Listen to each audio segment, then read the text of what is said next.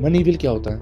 Money bill यानी वो bill जो गवर्नमेंट के लेन देन से जुड़ा होता है। जैसे अगर मैं बात करूँ टैक्स लगाना या टैक्स हटाना, गवर्नमेंट का खर्च तय करना, या आप कह सकते हो गवर्नमेंट का लोन लेन देन या फिर पैसा मैनेज करना। और अगर आपने पहले कभी पढ़ा होगा आर्टिकल 110, तो आर्टिकल 110 जो है इंडियन कॉन्स्टिट्यूशन का, उसमें मनी बिल के बारे में पूरी डेफिनेशन दी गई है, पूरा डिटेल में बताया गया है। अब इम्पोर्टेंट चीज़, मनी बिल जो है सिर्फ लोकसभा में ही इंट्रोड्यूस हो सकता है।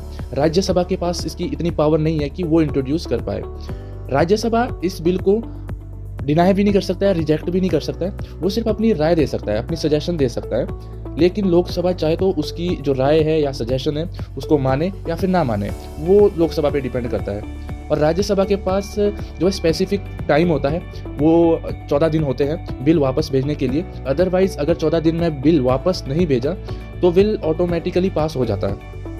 और सबसे इम्पोर्टेंट, लोकसभा स्पीकर ही डिसाइड करता है कि कोई बिल मनी बिल है या नहीं है, उसका डिसीजन हमेशा फाइनल रहता है। और यही रीज़न है फाइनेंशियल मैटर्स में लोकसभा ज़्यादा पावरफुल है एज कम्पेयर टू राज्यसभा।